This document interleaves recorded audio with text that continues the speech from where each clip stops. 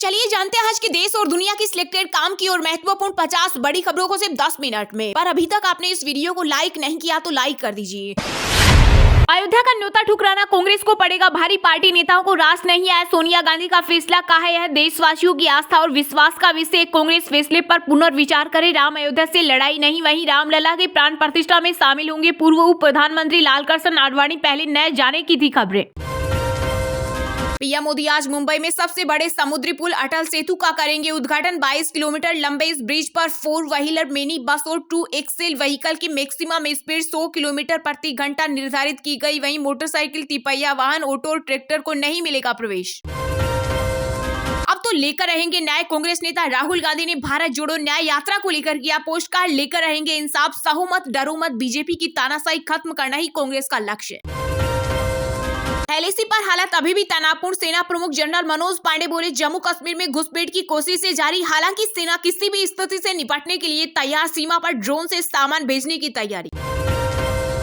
अयोध्या में राम मंदिर के अभिषेक समारोह से पहले 14 जनवरी से 25 जनवरी तक सरयू नदी के तट पर आयोजित किया जाएगा राम नाम महायज्ञ, जिसमें 21,000 पुजारी होंगे शामिल। वहीं राम मंदिर प्राण प्रतिष्ठा में जुटेगी वीवीआईपी लोगों की भीड़। सीएम योगी ने कहा अयोध्या में 22 जनवरी को लैंड होंगे 100 चार्टर्ड प्लेन।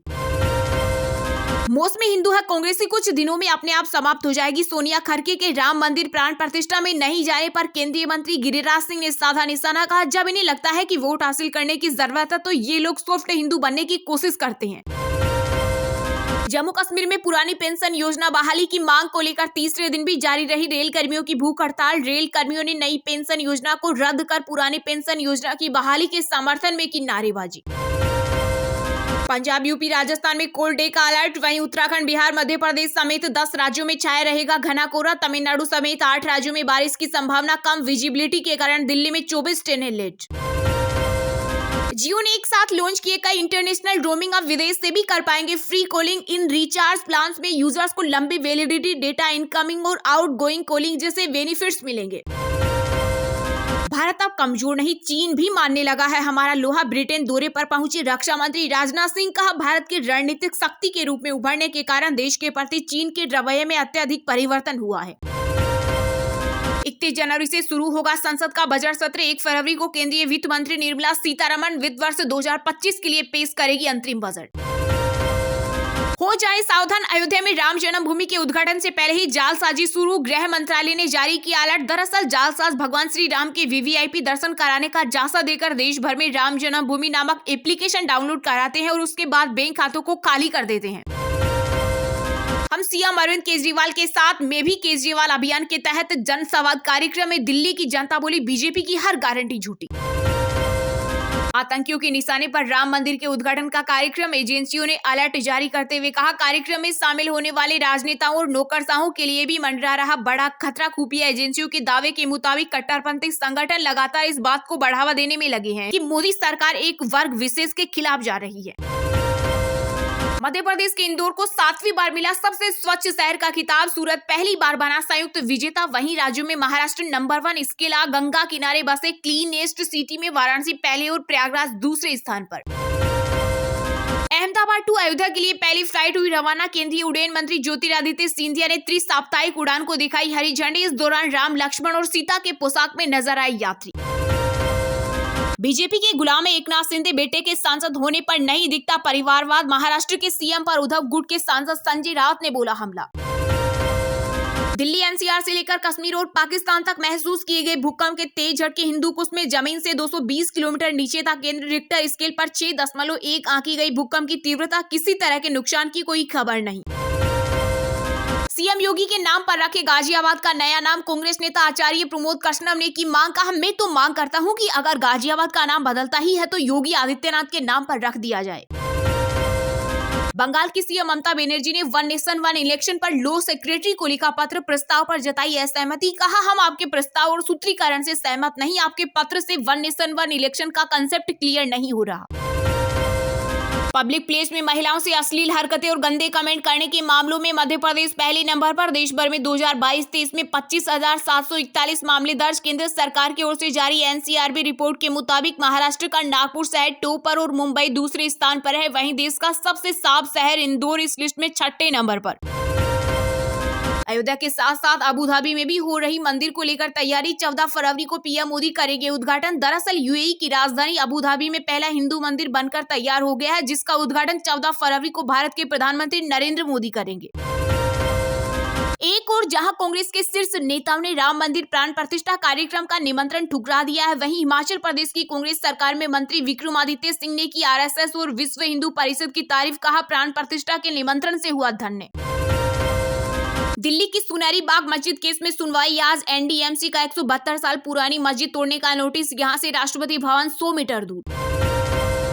हरे निशान में बंद हुआ शेयर बाजार। कारोबार खत्म होने पर बीएसई सेंसेक्स 64 अंकों की तेजी के साथ 71,721 पर क्लोज हुआ, जबकि एनएसई का निफ्टी 28 अंकों की उछाल के साथ 21,647 अंकों पर हुआ बंद। इस दौरान रिलायंस के स्टॉक में भी रही शानदार तेजी।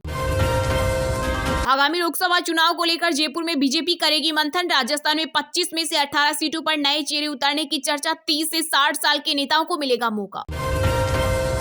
बिहार में बड़ा रेल हादसा टला। सहरसा से पाटलिपुत्र जा रही जनहित एक्सप्रेस की कपलिंग टूटने से 2 हिस्सों में बटी बोगिया। जेल में अचानक आसाराम की एक बार फिर बिगड़ी तबीयत। सीने में दर्द के बाद जोधपुर एम्स में भर्ती। आतंकी और गैंगस्टरों के खिलाफ एनआईए का बड़ा एक्शन। जांच एजेंसी ने सिद्धू मूसेवाला हत्याकांड के 7 शूटरों के दिल्ली, हरियाणा और पंजाब के 32 ठिकानों पर मारी रेड। जम्मू कश्मीर के पूर्व सीएम फारूक अब्दुल्ला पर गिरी गाज। मनी लॉन्ड्रिंग मामले में ईडी ने भेजा समन। जम्मू कश्मीर क्रिकेट एसोसिएशन के फंड में हेरफेर का है आरोप। मुस्लिम समुदाय के लोगों से मिले पीएम मोदी। ख्वाजा मोइनुद्दीन चिश्ती की मजार के लिए दी चादर। भाजपा बोली, प्राण प्रतिष्ठा का न्योता ठुकराने वाले सनातन विरोधी पोस्टर जारी किया। पायलट बोले, बीजेपी अच्छा बुरा हिंदू होने का सर्टिफिकेट न दे। बेटी की शादी में छल के आमिर के आंसू। देवपुर में आयरन उपुरने की क्रिश्चियन वेडिंग। अब 13 जनवरी को मुंबई में होगा reception. Federation of western India cine employees ने फिल्म निर्माताओं से की मालदीव बॉयकॉट करने की अपील। साथ ही एक बयान जारी करते हुए प्रधानमंत्री नरेंद्र मोदी का सपोर्ट किया है और इंडियन टूरिज्म को बढ़ावा देते हुए लक्षद्वीप जैसी जगहों पर शूटिंग करने की सलाह दी है।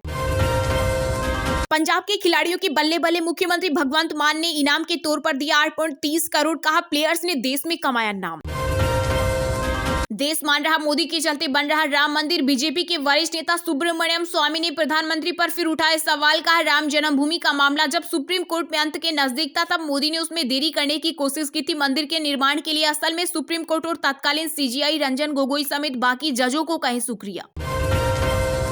लोकसभा चुनाव 2024 से पहले कांग्रेस में शुरू हुआ अंतरकलह। पंजाब कांग्रेस प्रभारी देवेंद्र यादव ने नवजोत सिंह सिद्धू को अनुशासन में रहने की दी नसीहत। कहा, कांग्रेस पार्टी अब अनुशासनहीनता नहीं करेगी बर्दाश्त। महाराष्ट्र में सीएम शिंदे समेत 16 विधायकों की सदस्यता बरकरार। स्पीकर राहुल नार्वेकर ने कहा, उनका गुट असली शिवसेना। वहीं पूर्व सीएम उद्धव बोले, फैसले से सुप्रीम कोर्ट की हुई अवहेलना। नतीजा मैच फिक्सिंग ही निकला, इसलिए जारी रहेगी हमारी लड़ाई। कोर्ट खुद ले एक्शन। बिहार की सड़क पर दिखी वंदे भारत बस। सेल्फी लेने के लिए लगी लोगों की भीड़। सोशल मीडिया पर लोगों ने जमकर लिए मजे। कहा, क्रिएशन सिर्फ बिहार में रहना चाहिए, बिहार के बाहर नहीं जाना चाहिए। शेख हसीना ने 5वीं बार बांग्लादेश की प्रधानमंत्री के रूप में शपथ ली। उनकी पार्टी ने 229 में से 222 सीटें जीती। चलिए अब जानते हैं जो आम आदमी के काम की और फायदेमंद खबरें हैं उनको विस्तार से। पर इससे पहले अभी तक आपने इस वीडियो को लाइक नहीं किया तो लाइक कर दीजिए। अयोध्या का न्योता ठुकराना कांग्रेस को पड़ेगा भारी। पार्टी नेताओं को रास नहीं आया सोनिया गांधी का फैसला। कहा, यह देशवासियों की आस्था और विश्वास का विषय। कांग्रेस फैसले पर पुनर्विचार करें। राम अयोध्या से लड़ाई नहीं। वहीं रामलला की प्राण प्रतिष्ठा में शामिल होंगे पूर्व प्रधानमंत्री लाल कृष्ण आडवाणी। पहले न जाने की थी खबर। जी हां, लोकसभा चुनाव 2024 के पहले अयोध्या के राम मंदिर में रामलला की प्राण प्रतिष्ठा में देश की कई पार्टियों का कार्यक्रम में शामिल न होने की भी सुर्खियां हैं। बुधवार 10 जनवरी को कांग्रेस ने ऐलान किया कि उनका कोई भी नेता प्राण प्रतिष्ठा कार्यक्रम में शामिल नहीं होगा। वहीं कांग्रेस के इस फैसले पर पार्टी के कई नेताओं ने असहमति जताई। कांग्रेस नेता आचार्य प्रमोद कृष्णम ने कहा कि राम किसी पार्टी की नहीं, हमारी लड़ाई राम या अयोध्या से नहीं, बीजेपी से है। उन्होंने कहा, कुछ लोग कांग्रेस को वामपंथी रास्ते पर ले जा रहे हैं। मैं चाहता हूं कि कांग्रेस नेतृत्व को अयोध्या न जाने के फैसले पर पुनर्विचार करना चाहिए। उधर गुजरात कांग्रेस के पूर्व अध्यक्ष अर्जुन मोढवाडिया ने भी रामलला प्राण प्रतिष्ठा कार्यक्रम में पार्टी के शामिल नहीं होने को गलत ठहराया। दरअसल कांग्रेस ने कहा कि सोनिया गांधी, मल्लिकार्जुन खड़गे, अधीर रंजन समेत सभी कांग्रेस नेता इस कार्यक्रम में शामिल नहीं होंगे। ये भाजपा और आरएसएस का प्रोग्राम है। अब तक इंडिया गठबंधन की 5 पार्टियां कांग्रेस, सपा, टीएमसी, सीपीआई और शिवसेना प्राण प्रतिष्ठा में जाने से मना कर चुकी हैं। वहीं अयोध्या में 22 जनवरी को होने वाले रामलला की प्राण प्रतिष्ठा कार्यक्रम में बीजेपी के सीनियर नेता लालकृष्ण आडवाणी भी शामिल होंगे। मीडिया रिपोर्ट्स के मुताबिक विश्व हिंदू परिषद के अंतर्राष्ट्रीय कार्यकारी अध्यक्ष आलोक कुमार ने इसकी जानकारी दी है। उन्होंने कहा, आडवाणी और जोशी ने कहा कि वे समारोह में आने का पूरी कोशिश करेंगे। इससे पहले खबरें आ रही थी कि आडवाणी की तबीयत खराब रहती है, इसलिए वे कार्यक्रम में शामिल नहीं होंगे। अब तो लेकर रहेंगे न्याय। कांग्रेस नेता राहुल गांधी ने भारत जोड़ो न्याय यात्रा को लेकर किया पोस्ट, कहा लेकर रहेंगे इंसाफ, सहो मत, डरो मत। जी हां, कांग्रेस 14 जनवरी से शुरू होने वाली भारत जोड़ो न्याय यात्रा को लेकर तैयारियों में जुटी है। राहुल गांधी भारत जोड़ो न्याय यात्रा का पार्ट 2 भारत जोड़ो न्याय यात्रा शुरू करने वाले हैं। इस बीच राहुल गांधी ने भारत जोड़ो न्याय यात्रा के तहत लोगों को न्याय योद्धा बनाने के लिए अभियान छेड़ा है। इस दौरान उन्होंने सोशल मीडिया पर एक पोस्ट शेयर की है। राहुल गांधी ने अपने इस पोस्ट में लिखा है कि डरो मत और सहो मत। साथ ही उन्होंने अपनी पोस्ट में ये भी लिखा है कि अब तो लेकर रहेंगे न्याय। राहुल गांधी ने पोस्ट के साथ भारत जोड़ो न्याय यात्रा का वीडियो भी शेयर किया है। वहीं राहुल गांधी ने लोगों से भारत जोड़ो न्याय यात्रा से जुड़ने की भी अपील की। राहुल गांधी ने कांग्रेस की न्याय यात्रा में हिस्सा लेने वाले लोगों को न्याय योद्धा बताया है।